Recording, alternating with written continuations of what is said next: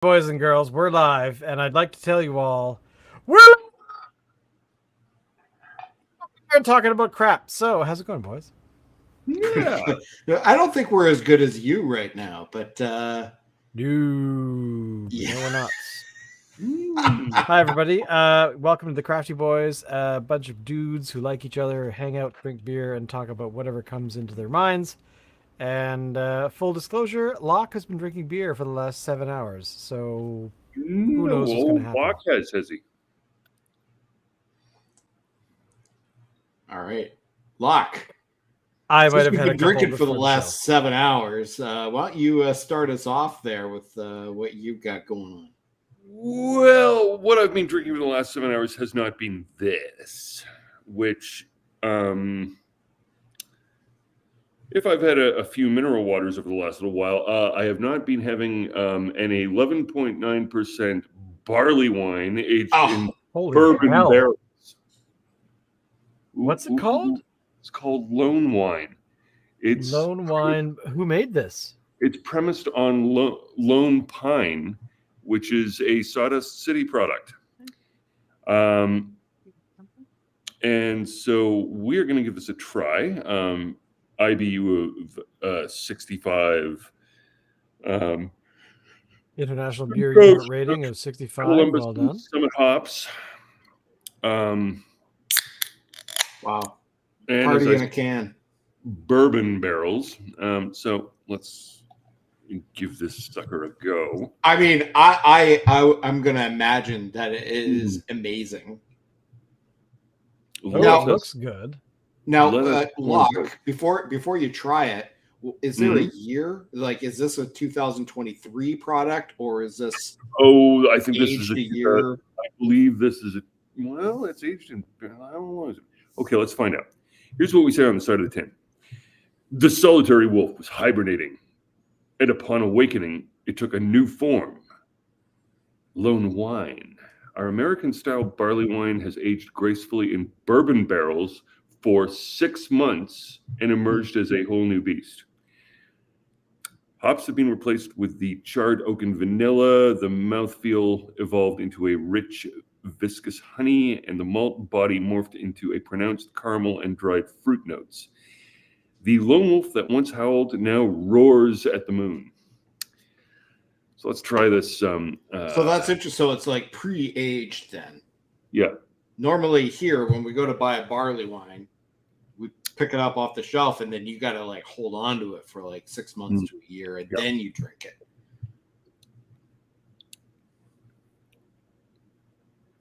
And there's no reason to suppose that if you stored this in tins for a period of time, that good things might still happen. But this is a complex and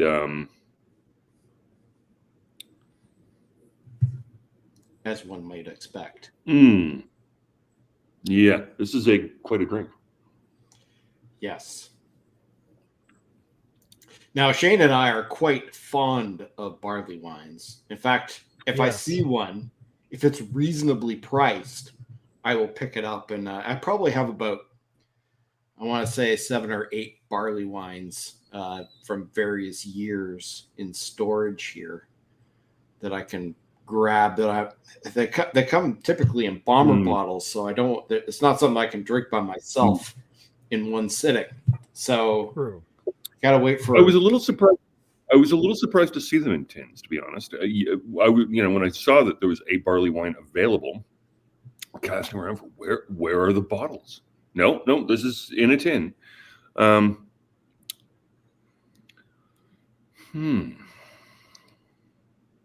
I ask how much it was? $9. That's actually not bad. No, for a barley wine, that's entirely a fair price, I think. Yeah. Yeah, so I'm getting the sort of things that one imagines you would get from a barley wine. A little bit of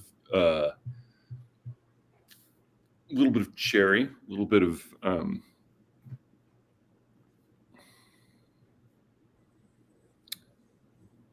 I mean, those vanilla notes are there, but it's sort of it's a funky kind of a flavor. I think maybe even a little bit of a note of licorice in there. Interesting.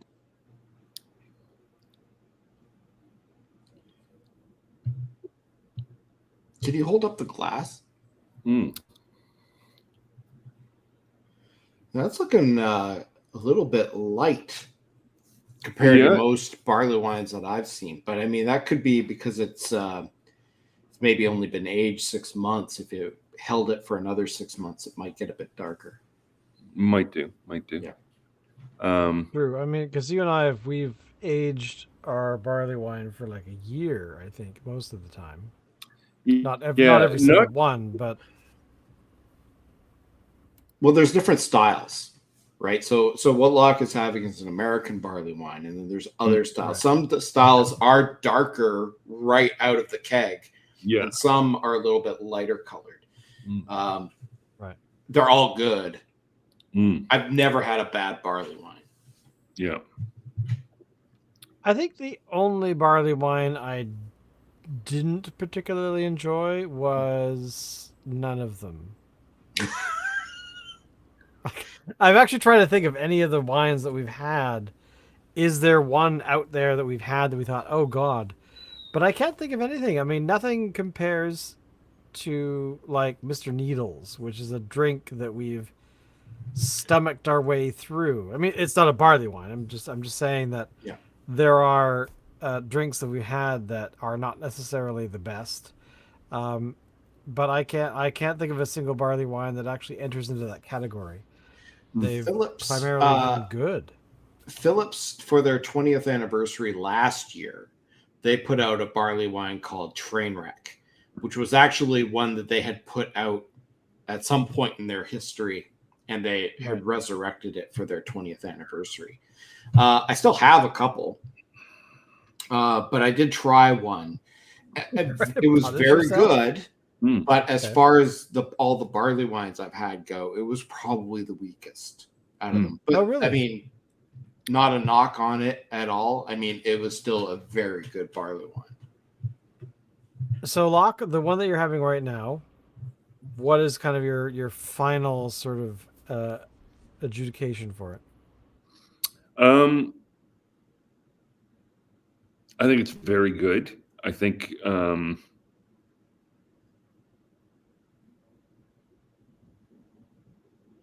the notes of toffee and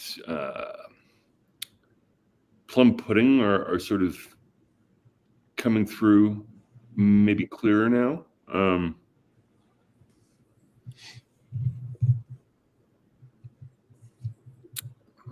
The fact that you paused and had more, positive sign, yes? Yes, yeah. Now, if you could compare it to another barley wine that's maybe available here on the West Coast, what would you think is a comparable?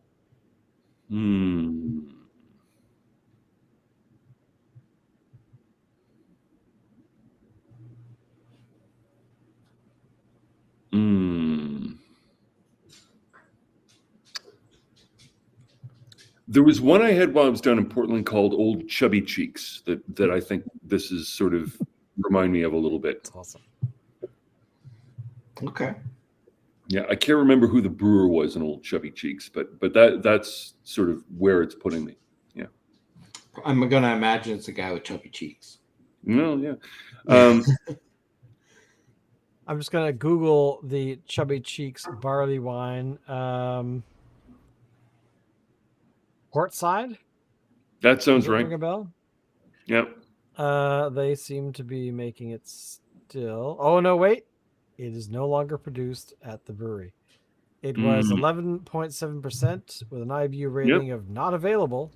But basically, over the last few weeks, there's been some postings of people actually drinking it who said that they think it's the last of the batch. Okay. So that is kind of sad that is gone away. But that's okay because basically, Alan and I are drinking a barley wine, right? No. I have no idea what we're drinking because I can't actually tell from the can. It's a hazy IPA called 88. It is from 88 Brewing in who Calgary. are From located Calgary. in Calgary. Calgary, Alberta. And Those guys. we got this beer. This is the last beer that we've acquired from the dudes at the beer store in Victoria. And this is the nice man who was there, who shall remain nameless because they don't want to get him in trouble, who said that this beer is an exceptional beer, and he is sad that they don't get more of it at their location because the Now location... show us the tin again, because if memory serves, 88 Brewing are sort of premised on the 1988 Olympics, and Yes, I kind of gathered this that. is Yeah. very Olympics feel. Yeah, It, yeah. there's a lot of sun ice ski jacket going on there. So the Hi-Fi, it's called the Hi-Fi Hazy IPA. Pump Up the Volume is the actual name of the beer. Okay. And it is 6.7% alcohol by volume with an IBU rating, so an international beer unit. Oops, shit! I'm pouring beer on my keyboard. That's not good. Let me clean that up right now. The head is about one basically, finger thick. Mm-hmm. It is 50 international beer units. It is listed as a strong beer at a 473 thing. Can, and that's about all we have on the can. It's 6.7%. Hi-Fi Hazy IPA. So, aside from the drop that dropped onto my keyboard, I am going to now... Cheers, Shane. Cheers. It is, it smells great. Oh, wow. Mm. That's interesting. Are you getting like fruitiness from it? Mm-hmm. Big time. I mean, it's got I was not expecting. It's got that hazy IPA. I mean, that's kind of like the whole thing with hazy IPAs, right? It's like very citrusy kind of thing. It's almost like it's like an IPA for people who don't like IPAs. That's kind of amazing. Oh my god, that's really good. Is it too sweet? I think it would be too sweet for you. Right. That's it's definitely on the sweet end. Yeah. But I'm actually quite surprised. I was not expecting that at all. Granted, I've never had an 88 Brewing beer before. So, Locke, I'm assuming you've had some before. I've had some before, and they move around on the map a bit. They're not a one recipe company or anything, but yeah, I do recall them having something in the sort of the range of a, your modern hazy IPA kind of thing. So, well, I'm kind of getting bubblegum flavors to it, which is a bit weird. Ooh, I don't know if you get that, Alan. No, I'm not getting that at all. Granted, the beer I had before the show was a very hoppy flavor, so it might be. I was eating bubblegum before the show. No, I'm just curious if the incredible level of hoppiness has actually made this feel sweeter in my mouth or taste sweeter in my mouth. So I don't know, maybe, who knows? Possibly. But the reality is, at the end of the day, were I to stumble into 88 again, I would definitely have it because I've not had it before. So I would like to taste more of their product. Same. Because I'd like to get a feel for what kind of stuff they make. So, but Locke, you've had it before. You give it a thumbs up. So there's no reason for me not to say, yeah. I'm just on their website right now. So they've got like, what's this one called? This one's called Hi-Fi. Hi-Fi. Right, but they have another hazy pale ale called Night Gallery. They have a tropical IPA called Wave Pool. Duo Tang is their dry hop sour. Hammer Pants is their West Coast pale ale. Hammer Pants. Yeah. They have Cassette, which is a lager. Tiffany is Rose Saison. Ooh, Good Morning Vietnamese Coffee Stout. That sounds kind of good. Skeleton Crew barley wine. Popular culture elements from 1988, aren't they? Yeah. So, and the colors are very premised on Cool Runnings. No. You think it is? Possibly. I mean, I don't think so, but I don't Maybe. know. Cool Runnings was awesome, but I don't. Oh. Okay, actually, Locke, when Cool Runnings came out, Yeah, were you still in Calgary? I don't remember.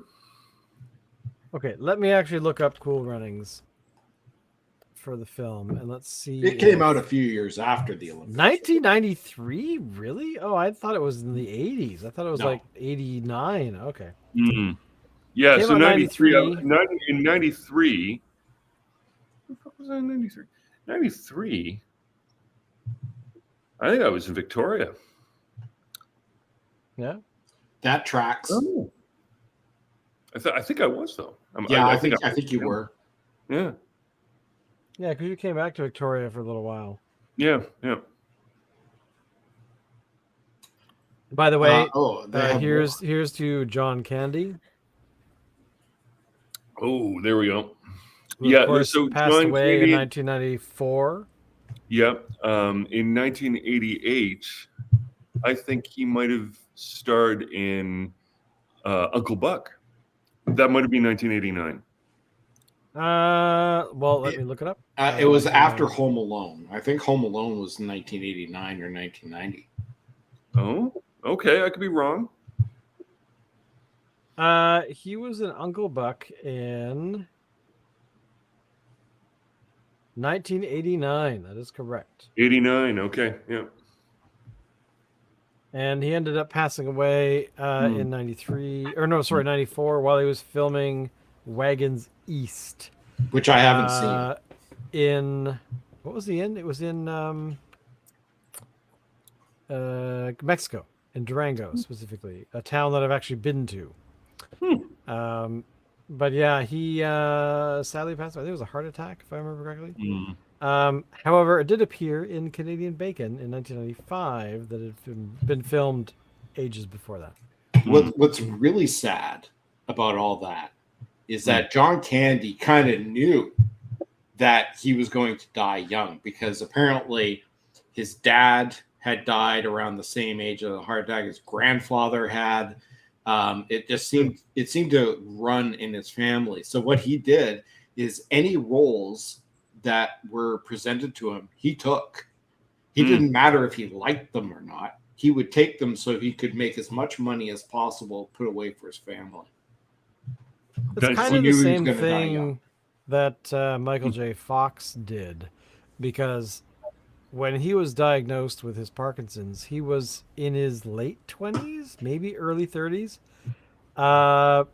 So if you actually look at his career of what he was doing, you'll see in like Doc Hollywood sort of onward, it was basically like, I got to do as much as I can, make as much money as I can, because, blah, blah, blah. Same thing with in the last, say, 5 years, decade maybe, Bruce Willis filmed a lot of movies. However, a few weeks ago I was reading about sort of what kind of things he was doing, because there were times where you were looking at film actors as they aged, requiring like their lines to be posted on the set. I remember Marilyn Monroe in her sort of final years was in a couple of movies, and they were like taping her lines. Like she would turn to walk to a piece of furniture and open a drawer, and her lines would be taped inside the drawer, and then she'd be getting a close-up in a camera, and her lines would be on a stick, not too far away. But so what I read about Bruce Willis is that for the past sort of 5 years or so, his team was telling the filmmakers, you gotta simplify his lines. You need to shoot his stuff in one day. So there's probably like 10 films that have been released in the last 5, 6, 7 years of like The Jackal or Dead on Arrival. I will go out and say I think more than 10. Oh, probably. But the point being is that they knew full well that there was something wrong with him, and that he was not able to do it. I mean, Jack Nicholson kind of had the same problem in a few of the films near the end of his sort of active career, because Jack Nicholson, he's still around, but he has dementia to a certain degree. Because I mean, he's Jack Nicholson. He's not that young, right? So, yeah, so some of his stuff, they were like, Imagine being asked to get it on with Helen Hunt and then not being able to remember it clearly. Now I don't know if his problem, like his aging, was at that point, but Bruce Willis was very a sudden onset kind of thing of like, he started forgetting a few things here and there, but then it kind of accelerated. So he was doing all these films essentially for money. Like he was like, I will do it. And they were like, great. So here's, $5 million and you're going to talk for a minute and a half and you'll be like the poster child for doing that film. And but again, he's not the same. He's not the first person to do that. There's been tons of actors over the years that have done that exact thing. So, I really think that ultimately, if he drank more beer, good beer, he would have not found himself in this situation. Wow. All right. Dr. Shane, MD.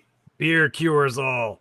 So apparently, now, I mean, maybe I'm out to lunch here, but I read recently that Michael Caine has retired from acting officially. He has. I did read that too. Is it just me? I thought he died years ago. No. Michael Caine, of course, was in the Christopher Nolan Batman films. He was playing the butler. And many other things. But let's actually, his Wikipedia page, the only reason I knew he retired is I read this not too long ago. But essentially, he retired officially on the 13th of October, 2023. His reasoning is that he is, I think he's what? He's old as fuck. He's now 90 years old. He's not getting the roles he was used to over the past, his entire career, I guess. But essentially, the fact that he's 90, he just, I keep saying that I'm going to retire. Well, I am now, because I figured I've had a picture, which is I played the lead role, got incredible reviews. So the only parts going forward that I'm liable to get are now old men, 90-year-old men, well, maybe 85, and I thought, well, I may as well leave at this point. I've got wonderful reviews, and I'm going, how am I going to beat that? So basically, he decided it's time to go. Because he's actually got a film coming out, or is about to come out, called... I've totally forgotten, but he basically plays a World War II veteran who's in a nursing home in the UK. And I think it's the 60th or 70th D-Day invasion anniversary. And he wants to go to honor his fallen fellow soldiers. Oh, yeah. But he is told by his doctors, no, you can't go. You're too fucking old. And he's like, well, fuck that, I'm going anyway. So it's that whole, old person escaped from the old folks home kind of idea. Which I gotta say, hey, I would watch that. I enjoy his work. I enjoy the idea. That sounds like a proper Michael Caine movie. Well, exactly. But at the same time, I fully support people who are that old, who are in their 90s, who they aren't dead, but they get treated as though they are. I mean, I don't know this at all, but I would say I would put William Shatner in that particular category, where the guy's 93, I think, this year, maybe 94.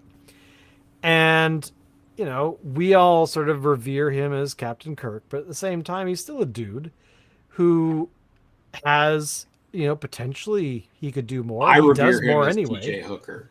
I don't know. Well, that might be true as well. Look, Viagra. But the thing is that we can pick on, individuals who are that age, who are famous, but go back to people who are not famous, who have not been in the public eye, who are in that age, that still feel like they're 40, 50 years old. Granted, probably acknowledge they can't, jump out of a plane or leap down a flight of stairs or something, but still, I kind of have that sort of feeling that if I were that age, that I would definitely have an issue of being treated as though I were that age. Yeah. Because I mean, we're in our 50s now. Do you feel like you were in your, do you feel like the age you are? No. Do you feel like you're still 20 years younger? Yeah. Or 30 years. Speak for yourself. I'm in my late 40s.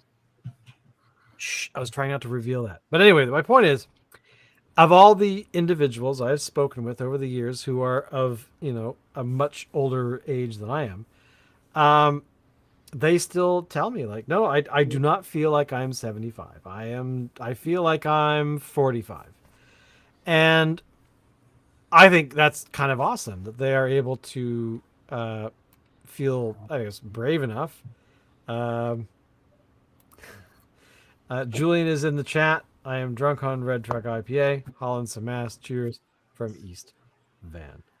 But yeah, I mean, and that's the thing is that, being of a particular age, we're technically what, middle age. We're supposed to like get Ferraris now, and I was trade up for, middle like, aged a when I was 20-year-old. 6. But you've got these realities going on for your age, but at the same time, mentally, not so much. I mean, if you were told, I haven't had this happen to me, but have you been told by somebody who feels that you're old? Oh, for Yeah, I ages grew ago. up. I grew up crossed that doing bridge a long time ago. Yeah. I've been literally old my entire life. I am an Okay. old person. I have grown up old. As I actually enter the realm of the threshold of old age, Okay. I'm starting to discover what it feels like to feel young. Isn't Cool. okay. I'm glad you said that, because one of the things that I've thought for a while, and this is not just for me personally, but of grandparents and friends that I know, I've befriended people who are 30 years older than me, is that the thing that keeps coming up is that youth is wasted on the youth. They are not. It seems like I would like to say, oh, social media is wrecking everything, or fuck millennials, or whatever, fuck Gen Z, or whatever they're called. But no, the reality is that it's a very common thing where you have people of a certain age who are healthy, they're disease free, they've got plans, they've got careers that are just starting. But then you turn around and you look at people who are 30, 40 years older than them, and they kind of look at the younger generation and go, fuck you guys. You should go to university when you're 50. Fuck off with this whole, I'm going to university and I'm 19. Because who the fuck are you? You don't know who you are. It's going to take you 20, 30 years to figure that out. And by the time you do, you're going to turn around and be like, fuck the people younger than me. I want to go to university now. Or I want to do that project I've always wanted to do now. Yeah. Rather, because it would have sucked when I was 21. Like, what the fuck do I know when I'm 21? So I don't know. Do you guys feel the same way? Yes. I don't know. I don't know if I feel quite that way. Like, the way I look at it is sort of like this. What I saw a lot of going on when I was in university, back when I was young, was people wasting their time in university doing stuff that was utterly pointless and that ultimately did not favor them with either an income or an interesting life. And I look at those same people and I wonder, what if instead they had traveled? I'm glad you pointed that out, because one of my comments about that is when you leave high school, I think that 99% of people should do that whole thing that is popular in the UK of having a gap year. Yeah. Where you go work, you fuck around, you travel, whatever it might be. The people that I know my age who did that gap year, and the typical thing you do with a gap year if you're a Western Coast Canadian is you teach English in Korea or something of that nature. I've known a And few I people knew that a did lot that. of friends who did that, who benefited mightily from it, much more than the friends I agree. on moving into something in the way of either a liberal arts degree or even a professional career. That was in many cases the difference between living a life where they were exploring, learning new things, starting companies, becoming successful entrepreneurially, entering public service fields that actually allow them to do something as opposed to just be a mouthpiece for somebody else's views. Those sort of things. Like Now, travel enables that in a way that book and paper education, or even the experience of hanging around with other students, just never really does. Having said Alan, that, travel isn't everybody's cup of tea necessarily. Like me, no, Fair enough. that's true. I have I don't mind travel, but it's not like something I'm like, oh my god, I gotta go to this place and see this thing. If I never travel another day in my life, I'm not gonna care. Having said that, it's not I'm against travel or anything. It just doesn't rank really high. And even when I was fresh out of high school, going to Europe or teaching English in Korea or anything, actually the thought of teaching English in Korea makes me want to stab my eyeballs out.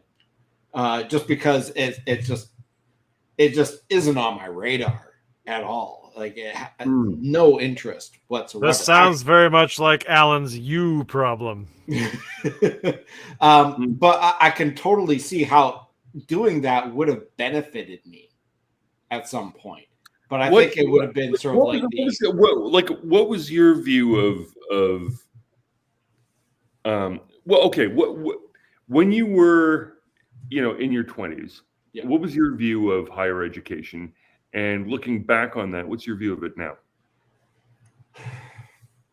My view on higher education was a means to an end towards building some kind of a career. The problem was I didn't know what career. Yeah, that's a good point. I had actually I had made a deal with my parents at the time that I could choose, and I had to go into school. I had to continue going to secondary education right out of high school. Right. So I could choose a program, and then they got to choose a program for me. And we applied to both. And if the one that I wanted didn't pan out, then I would take the one that they wanted. So the one I wanted was a communications program that was at Camosun College in Victoria. Basically, you learn to be a radio DJ. And but the wait list for this course was long. Right. It was about 3 or 4 years. So, I mean, first year applying right out of high school, I didn't get it. No. So then I had to take my parents' one. And what was theirs? Theirs was learning how, this is how the course was presented. Learning how to fix computers and photocopiers and stuff like that. We spent the first half of the program learning how to fix manual typewriters from the 1920s. Yeah. And then we moved on to the IBM Selectric, which was the main typewriter that people used in the 1960s. And I got so tired of it by that point, I dropped. Actually, I got in an argument with the instructor and I got expelled. Wasn't this the one where they were telling you had to sharpen your screwdriver? Yes, they spent a whole unit on sharpening screwdrivers because apparently the way the screwdrivers come is not good enough. They have to be, you have to mold the tip a certain way. Anyway, long story short, the program was completely removed from the Camosun College program within like 3 years, and because all of the stuff in it was out of date. And God. Yeah. I'm familiar with that technological principle that whatever would have been beneficial to teach kids 2 decades ago is what teachers will be absolutely vehement that children must learn about right now. Yeah. And by the time those children graduate, it will be all totally irrelevant. What do you think of the current push to teach children, and I don't know what they even mean by this phrase, but to teach children AI? To teach. Sorry, what? Right? No, I'm sorry. You cut off. You cut off there, so I missed Okay. that. Okay. You There's said a AI. push right now to teach children AI. Now, I'm suspicious that the teachers who think that they should be teaching children AI have no idea what they're talking about in the first place, which is why they think that they can teach it. Yeah. I don't think so. And let me just give you an example. So when I was in grade 6, my elementary school got its very first Apple computer. And they taught us how to program on this thing because that was going to be the thing. They said, you all have to know how to program because that's going to be the wave of the future. So fast forward many, many years. I'm now an adult. I've got my own kids. My kid is going to go to the school that I went to when I was a kid.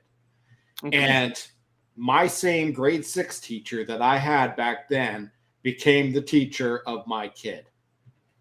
And so on Meet the Teacher Day, I went to, of course, he didn't remember me at all. But I said, so in grade 6, you told me that programming was the most important thing to learn. How come you guys don't teach programming to kids now? And he's like, because kids today don't need to know how to program. They need to know how to use the programs. So what we think now is not necessarily what it's going to be 20 years, 30 years from now. Here's a radical statement. I think it might actually finally today be the moment at which point it is actually now valuable to teach kids how to program, because the only option that they're being given is how to use other people's programs. And it's funny because my kids, they take way more computer classes than I did. I took quite a few computer classes. They don't know how to build a computer. They don't know how to set up a computer. I do. The last time I sent an article to my nephew, who is just around about graduating high school, it was an article from a blogger and newsfeed. What is it called? Tedium, the Tedium newsfeed. Are you guys subscribers at all? No. Oh. Yeah. So it's very much a retro tech newsfeed. So it goes through sort of various. Anyway, it was the TTY teletype element that has made it all the way through to networking protocols today. TTY was originally teletype. Yep. And so it takes you through from the telegraph through to teletype to fill in that gap information, which that's the kind of thing that if you grew up today, that would be your blind spot as to how did we the fuck end up here, right? Yeah. And for the record, that and how transistors work. I think there's a lot of confusion about what a transistor is and how that affected what we're doing right now. Right. I think that programming has always been relevant to learn. The reason why I think that they stopped teaching programming is not because they didn't think the kids actually needed it. It's because they didn't really know which programming language to focus on. Back when we were in school, you started off with basic, and then you moved on to Turbo Pascal, and if you were really advanced, you'd move on to C++. Well, nowadays you've got Python. For web stuff, you need HTML and JavaScript. There's a lot of different languages for different kinds of things, and it's difficult to say this is the one that they should learn, because this is the one that they should learn. Here's what I think they should learn. Yeah. Is Dewey Decimal System, and how to properly cite references in a library setting. That's that is the always a problem. Of a markup language. Yes, I agree. They should also learn how an analog clock works. Funny you say that, because I woke up this morning. That's good.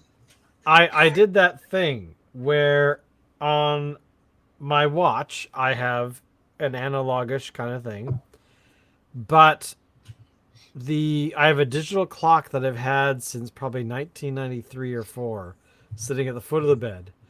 However, just recently, like in the last few months, on my phone, I've actually changed it to, and you can't really see it that well, but it's an analog camera or an analog clock. Yeah. And I've noticed that switching and looking at the analog clock on my phone, that I'm having trouble telling what time it is. It actually takes me a moment to kind of go, oh, it's 22, or it's 25 minutes after, or it's 10 minutes after. I have to actually pause long enough where back in like it must be the it must be the late 70s. My parents, we had one of those analog clocks that were like the clock that had a Fisher Price sort of clock. Oh yeah. And my parents already had a digital clock on their very first microwave, and they had one in the living room. So they apparently, I guess at the time, could tell that I was able to tell the time looking at the digital clock. But if they showed me an analog clock, which they had one on the kitchen wall, they had one in the living room somewhere, I could not tell time. I was starting to very quickly adapt to the digital side of things. So they took all the digital clocks away and actually forced me to use this Fisher Price clock, because it was analog, to learn to tell the time. And, so many years later... So that you know what we're talking about when they ask you to have your 6. Well, exactly. Like, right, they totally wanted me to make sure that I wasn't forgetting. And now as an adult, I think every clock I have is digital of some form. We do have, on one of our walls in our living room, we do have an analog clock, which I use every day. But I just happened to notice the other day because the phone had an upgrade or whatever to whatever version of Android I'm on now, and they added some features where you could customize the face of your phone when it's locked, and one of the options is have an analog clock. I'm like, yeah, fuck yeah, I should totally do that. And now I'm realizing, no, I've become very dependent upon the digital side of things. Shane, show me that analog clock face again. Oh, it's crappy. It's not awesome. No, I mean, I would have difficulty with that. You've got 4 really big numbers. Well, it also has a bigger version of the clock if you set it. I haven't set mine, but essentially you can actually have a much larger clock. But in case anybody's wondering, I can absolutely confirm this, because one of the things that struck me is that you were the first of my friends that I noted to never actually wear a wristwatch because you had a phone. Well, this is more than a wristwatch. This is that looks like a Fitbit. It's not. It's actually called a Mi Band, which is a Chinese company. Okay. So they're probably sending all my health data to China, but whatever. But so here's my nerdy thing. I I refuse to buy a watch that is $500. I refuse to buy a watch that's $150.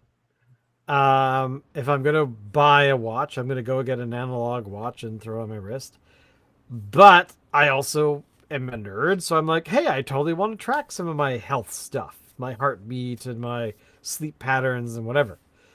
So a few years back, I went looking around, going, "There's got to be an affordable Fitbit-like thing that's not crazy expensive."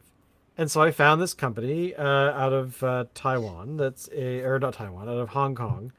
That is a company that's like, we make these things. They're called the Mi Band. And if you look up, it's MII Band, I think. But essentially, their most expensive watch, which is, I think, this one, is like $60. Maybe less. I've forgotten. It talks to my phone. It talks to my Google Fit. I have all my sleep data for like the last, I don't know, a few years. And I'm able to track like my steps and all that kind of stuff. And I'm not feeling like I've bought a device that's going to cost me, $500. Now, if I had money to burn, sure, I would buy a $500 fancy watch and be done with it. But I don't like that kind of idea that I am going to be buying something so expensive that I'm so trapped into a particular ecosystem.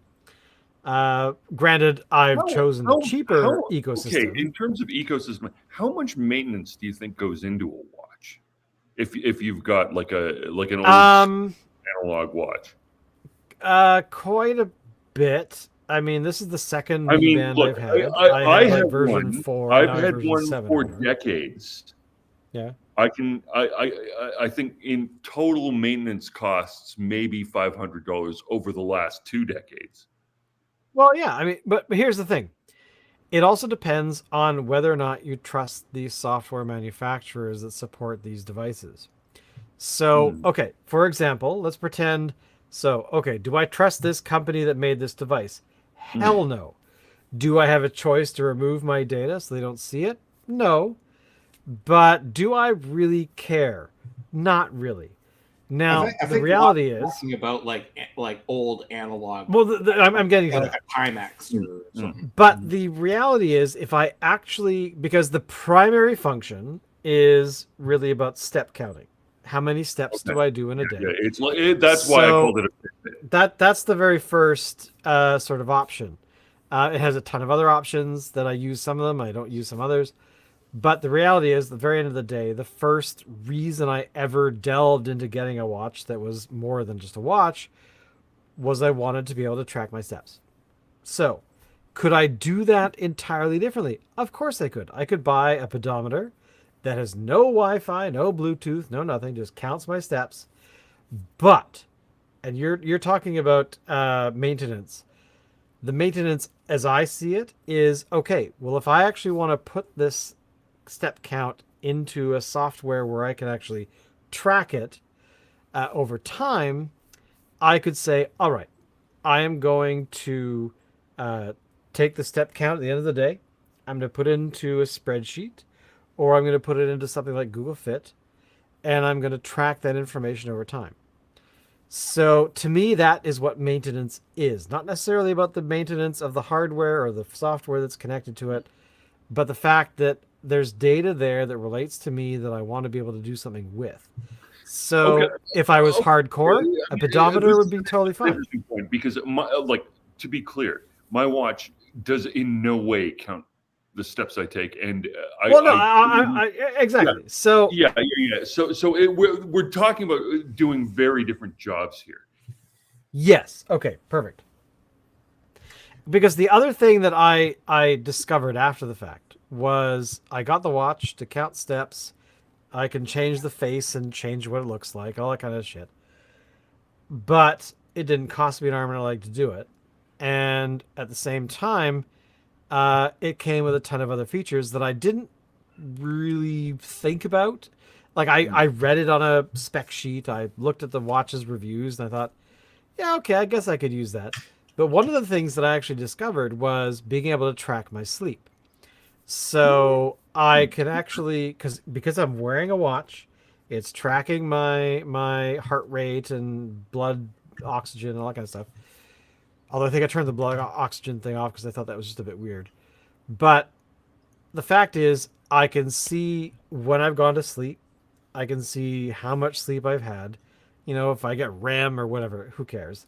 But ultimately, I can just see that in fact I'm getting sleep because one of the other reasons, aside from tracking steps, was I had a bunch of people my age that were suddenly getting PAP machines, and I'm like, what the fuck? Why do you get a PAP machine? CPAP. Because CPAP. Sorry, not PAP a PAP. machines Yes, are- a PAP's a very different thing. A CPAP machine. For that, Alan. For that clarification.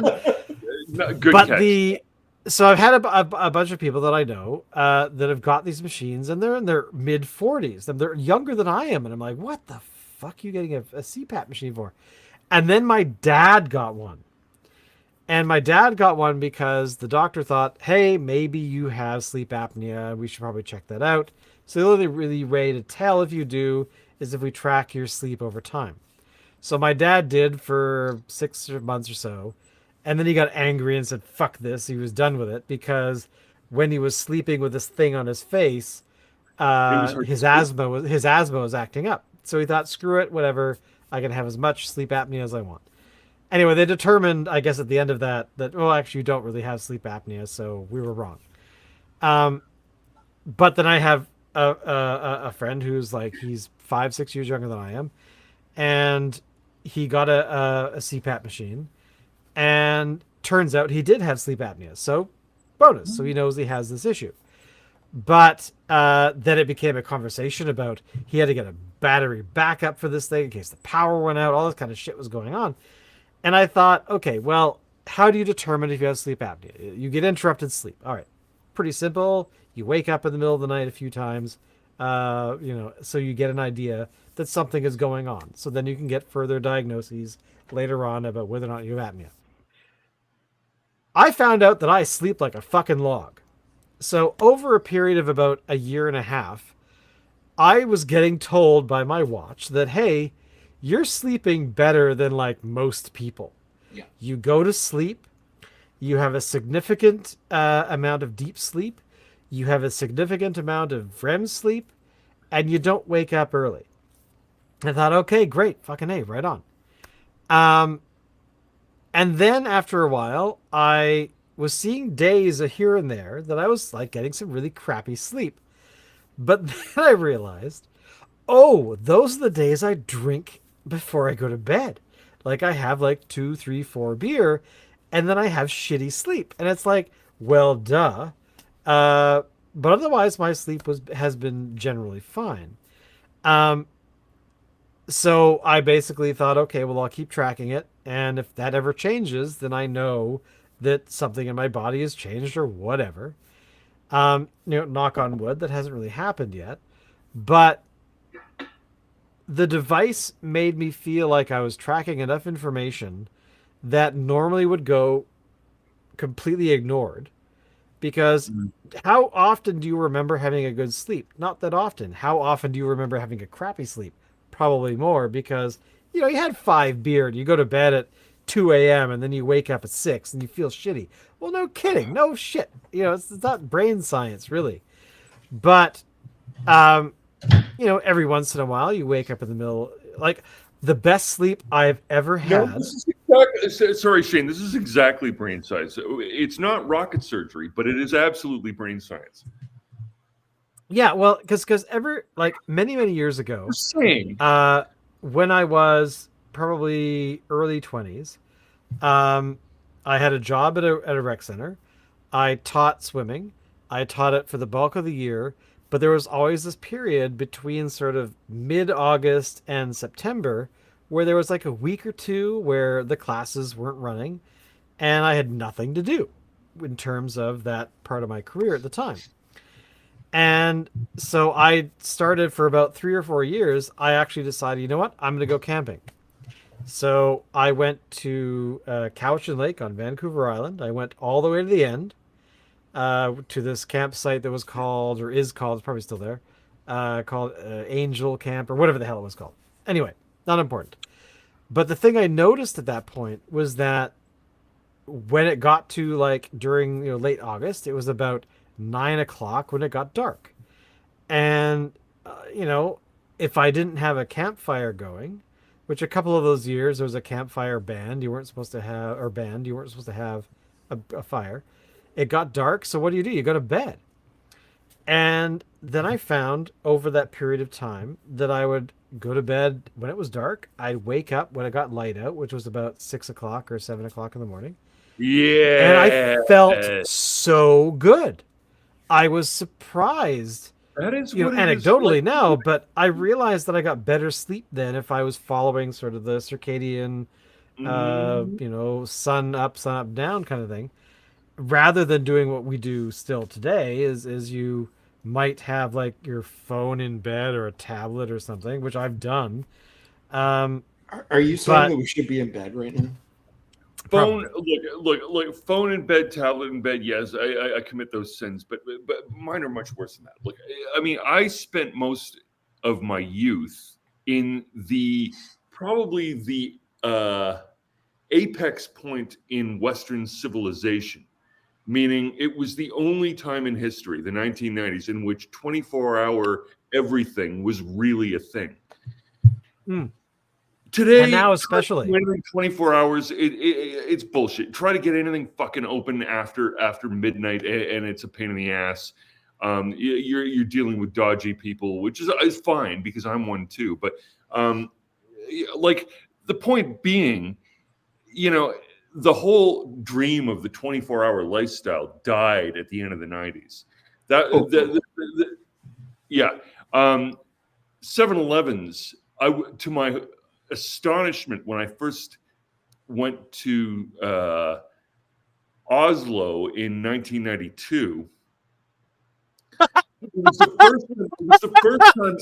Sorry, completely different story.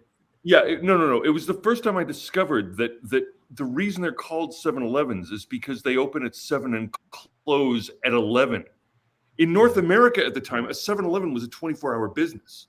It still is. That's what the 90s were like. Well, it is, in many jurisdictions, not necessarily in the Muskoka region. Okay. Yeah. And that is the other piece that I'm reaffirming here, which is being here in the Muskokas, one realizes very much when the sun comes up, because that is how, when you're outside of the Toronto major electrical grid, people tend to operate according to when there's sunlight, and as a result, how I really spent my youth, on a fucking airplane, dude. That's why my circadian rhythm's fucked. Is because I don't even have one time zone. I've got like a dozen. The point being, today in 2023, we are less 24-hour as Western civilization than we were in the 1990s. Yeah. That's something that people don't often think about. In many respects, all of that, aggressive thrust towards freedom was really an artifact of the Cold War that died with Reagan. Yeah, if you play video games, like leads the West is a fucking piece of goddamn nonsense. To the degree that they're even a member of the West as a constituent member, I think is questionable. The idea that they're leading anybody is crazy. What they have is global thermonuclear dominance and a conventional military that's overtaxed, but they signed on to being the world's police force, and now they have no fucking really good exit strategy. Well, especially when they have entered into several deals with other countries, like Israel being one of them, but also Taiwan, and we see what's going on currently in the Middle East with Israel. Whatever you believe, I don't care. I have no skin in the game. Really, but you have one group and another group having a very significant disagreement for the last 2,000 years, and they just decided again to kill each other for a while. Oh no!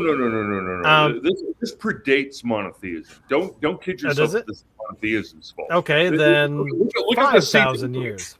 Yeah, I mean, if you look at the siege of Actaeon, you'd have to figure out which one because they just keep going back as happened far many as they times. care to go. Well, and that's the thing, right? Is that the U.S. is in a difficult position right now because the world has changed in a way that old rivalries are sort of have come back, with Russia specifically. But then you have uh, places like Taiwan, where China has been a friend for a long time, as a partner in manufacturing and blah, blah, blah, blah, blah. But now the government there has decided that they want to do this weird expansionist thing in the South China Sea and blah, blah, blah. They've had Hong Kong returned to them. And now, of course, their eyes are on, at least from what I understand, their eyes are on Taiwan. So you're right. They have a military in the States that are overtaxed and have two very, very particular partners that they've been supporting Israel, I think, with armament and other things. But you have the sleeping giant across the Pacific who is waiting to make their move because they've watched what Russia has done with Crimea, 10 years ago, and now with Ukraine. And they're ready to say, you know what, we're going to stretch, our arms and take back what is ours. And Taiwan is not going to which is nonsense because really Taiwan. Oh, I'm not saying it's real. I'm just saying that they're I mean, Formosa was populated by Polynesians. Well, exactly. I mean, the only reason Taiwan is the way it is back in the 50s. Yeah, back in the 50s, the government of China left and established themselves in Taiwan as the government in exile, I think. Well, in the 17th century, the Ming Dynasty did the same thing. So there's two rounds of exile from the continent. There you go. Running Chinese culture in an old school way, where unlike whatever nonsense Xi imagines he's doing.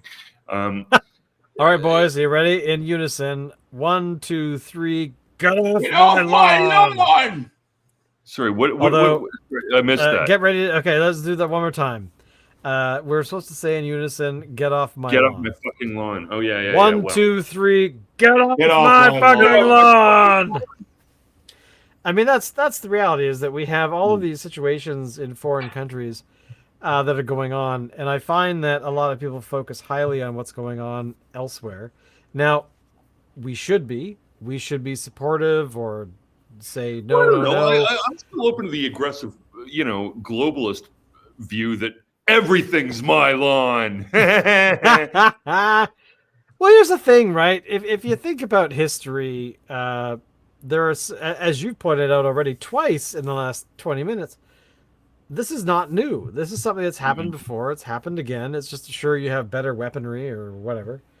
But still, at the same time, it's really the same argument over and over again. Yeah, exactly. So, but now we have the globalized partnerships that are basically like, well, if Joe decides to invade you, then we're going to have to help you out and not let that happen or fight against it or whatever. Yeah, that's how we started. And the United States, like, that to me is going to be ugly. If China decides tomorrow to be like, all right, Taiwan, we're done. Troops are landing. The United States is suddenly going to be sending off their own troops to defend Taiwan. And that's going to be a direct conflict with China, and China's going to turn around and be like, well, hey, Putin, I'm getting attacked by these jackasses from the States. Or they're not. I mean, we don't really know. Well, the promises are promises until they're not. Well, yeah, I'm running on the assumption that they will abide by the deals they've signed. If they don't, then you're going to have Ukraine again, all over again, in a different part of the world. Because Ukraine said, hey, U.S., you signed this thing, and the U.S. said, hey, we're not getting involved with that shit. And, but at the time as well, when it all started, I suspect the U.S. was like, you know what, the Ukrainians are kind of holding their ground, maybe we should just hold back, give them some guns, give them some ammunition. They'll solve it themselves. What is it, a year and a half later almost, and it's still not solved? My view is that the United States is involved in a proxy war in Ukraine between the Republicans they and the totally are. Democrats. They totally are. There's no. No. Don't kid yourself. The war isn't between the Russians and the Ukrainians. No. It's between the Republicans and the Democrats. But my favorite thing. Ukraine, Right. Well, my I want to say favorite thing in a positive way, but it's so not positive in any way. But there is a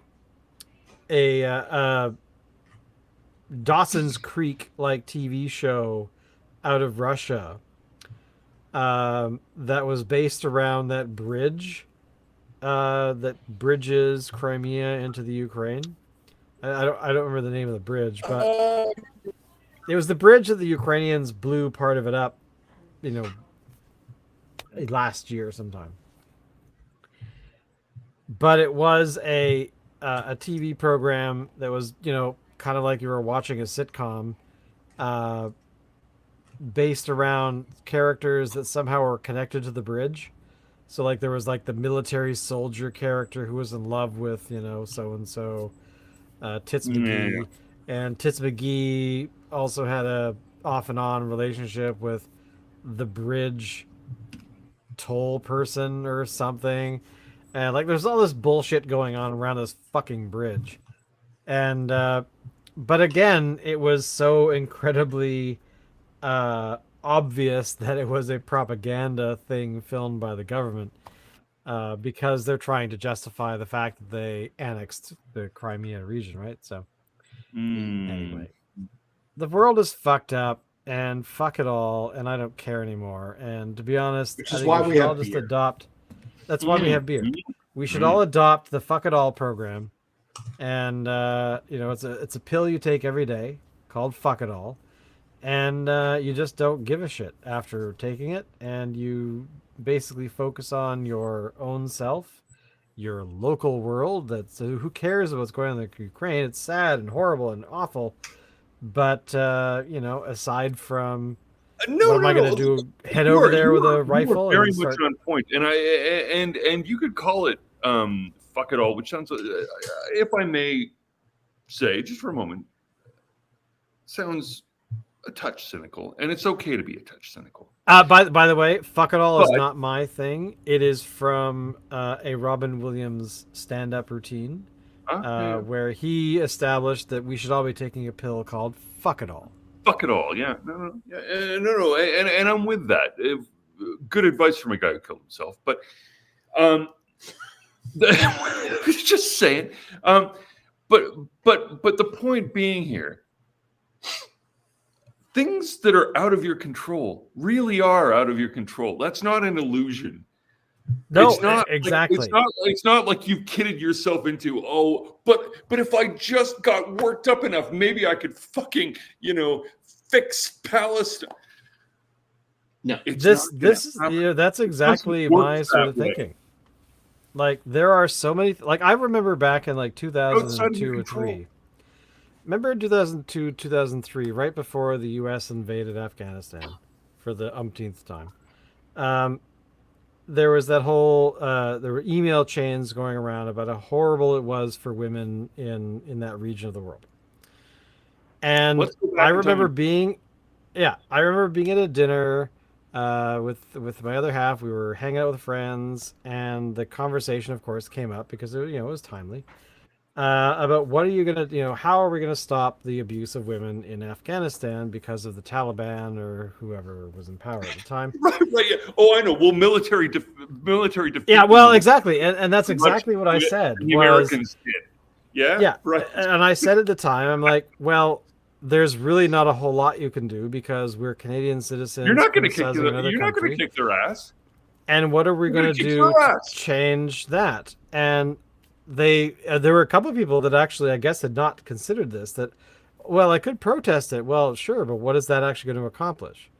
Like, aside from, and then like 2-3 months later, the U.S. invaded and made life better for women. It wasn't really the direct for point, 15 minutes until it made it worse. Well, yeah, exactly. I mean, I worked with some organizations that were supporting women in Afghanistan. They wanted me to go over there at one point to teach them some technology stuff, and I kind of was like, no, because I went to the. I actually considered it for like a few minutes. I thought, actually, no, I could teach some technology stuff over there. Sure, why the hell not? You'd get shot And at. they would pay for my way That's to a go deterrent. there and stuff like that. And I thought, cool.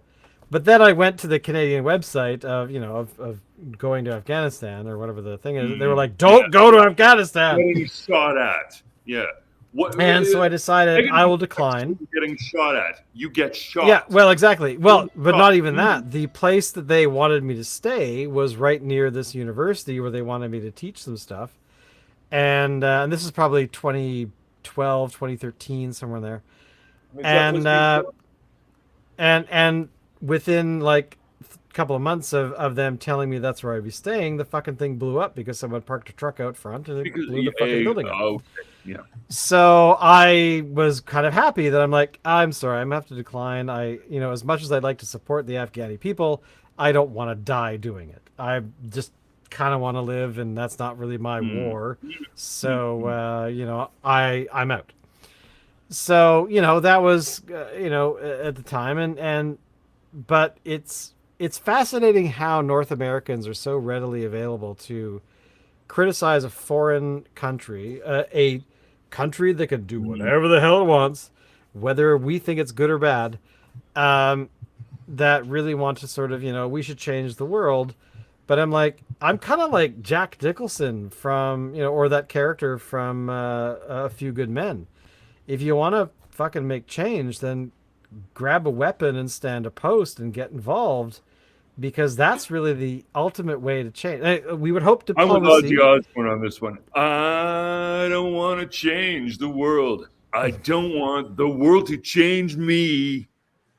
Well, exactly. Like, right. If the reality is that if you want to stop the Idi Amins of the world, get a bigger gun and start blasting away until they go away.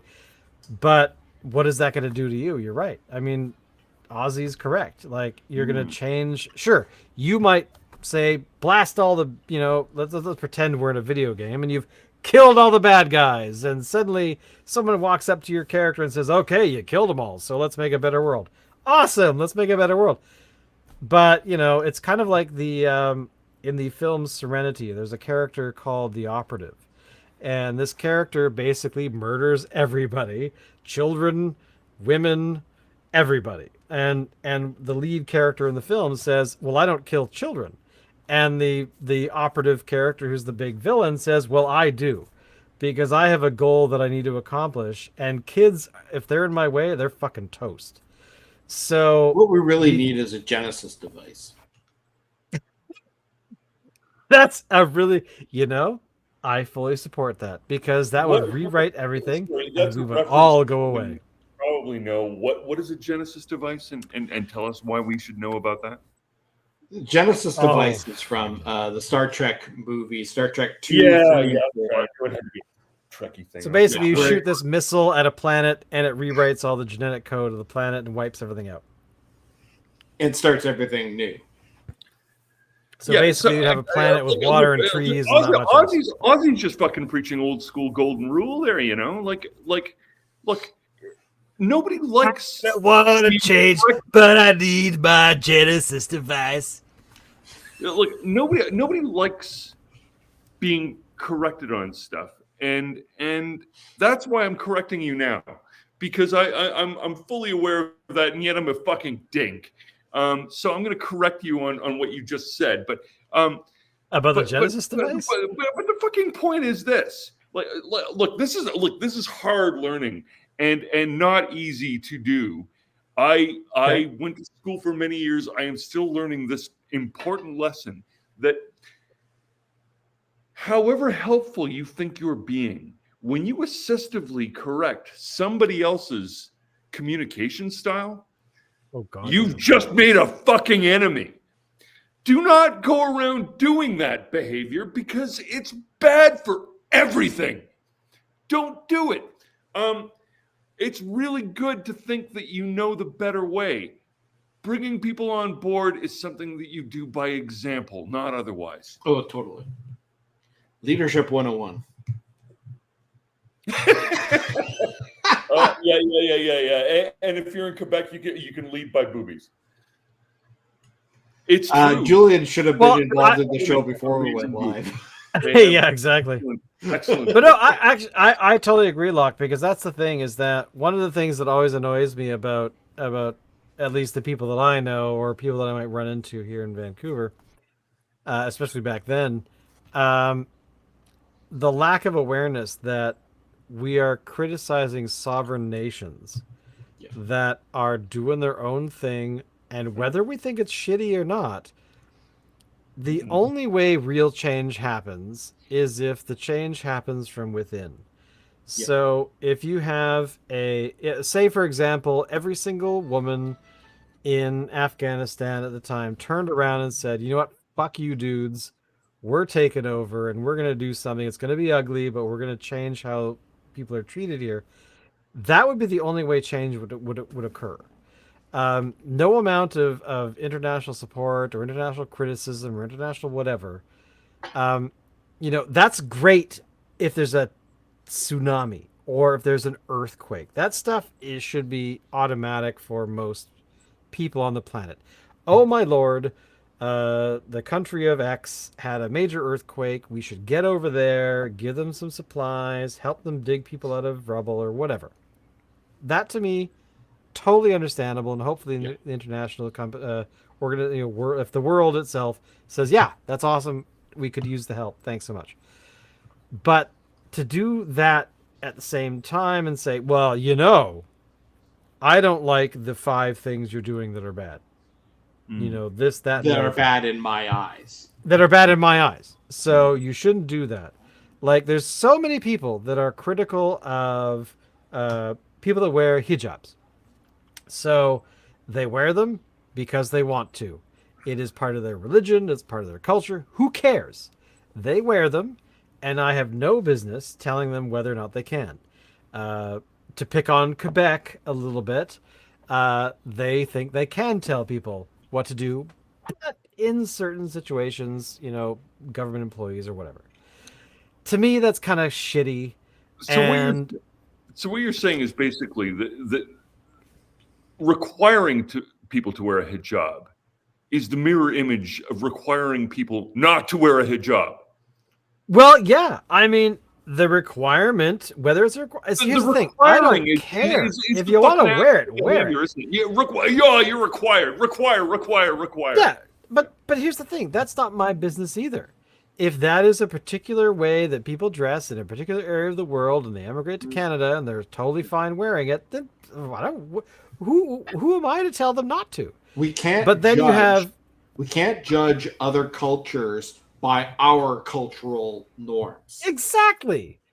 If you want to come to Canada and be a part of Canada and you want to bring your culture with you, that to me is a fucking benefit.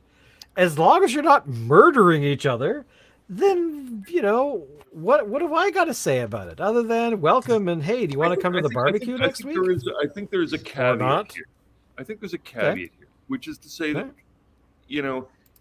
phrase it in different ways. It all roots to the same thing. Truth will out. There are elements of the world which are incorrigible, is the philosophical way of stating it. There are some things that you can deny them all you want. They continue to present, right? It's those things that I think we can most easily agree on because they continue to present of their own premise, their own substance, right? It's the things that you can't argue away a piece of fucking rock. You know what I mean? You can blow it up, but you can't argue it away. Stuff is stuff. Our opinion of that stuff is our opinion of that stuff. The opinions are flexible. The stuff really isn't. And if there's something that I think maybe I do wonder a little about is if we've gotten too lost in communicative device, the artifacts of language, the ways language can be used to create bullshit, nonsense out of phraseology, right? That doesn't reflect the things that are incorrigible that are there, whether we argue about them or not. Is the temperature going up? The temperature going up is a fixed point. How we interpret that is fucking, some people think it's climate change, some people think it's bad luck. Some people think it's fucking good luck. Yeah, depends on where you live. But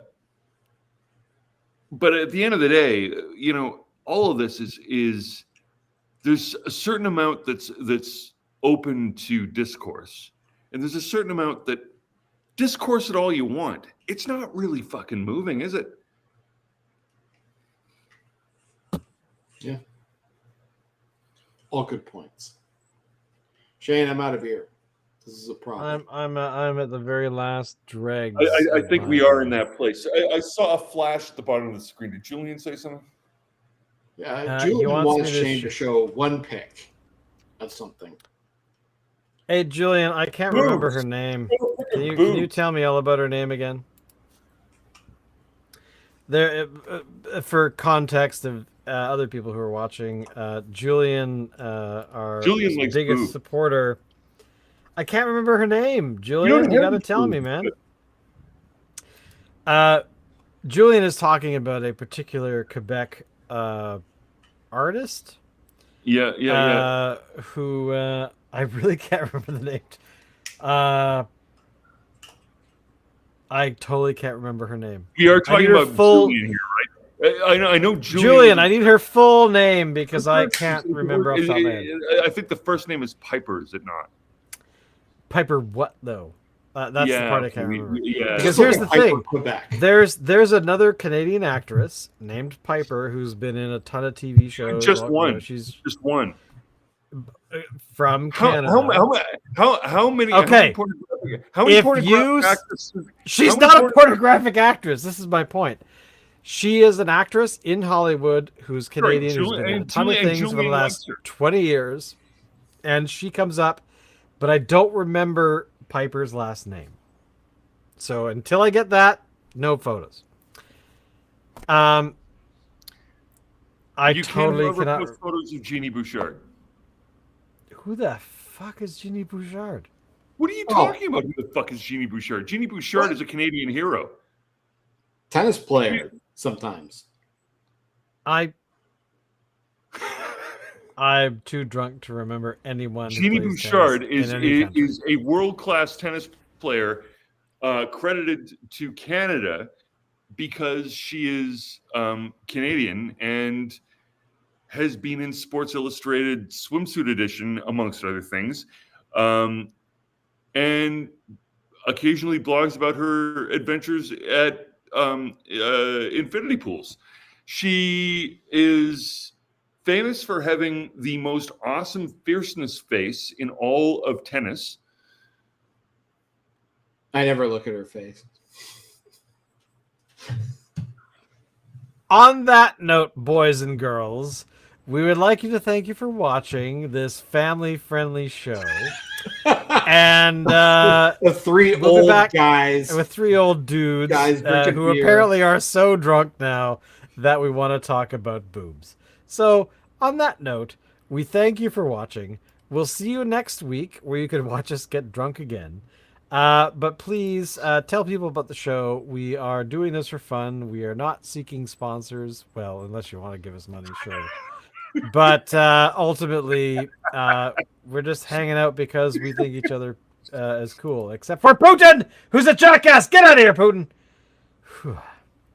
And of course, if you do, as I said, want to give us money, we are collecting money for Craftyland, which we have official approval by Greta. Craftyland will be the most epic beer world ever created on the face of the planet.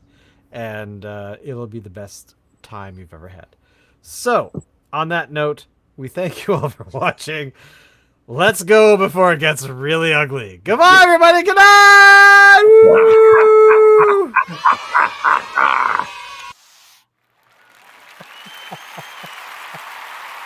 We're going strong.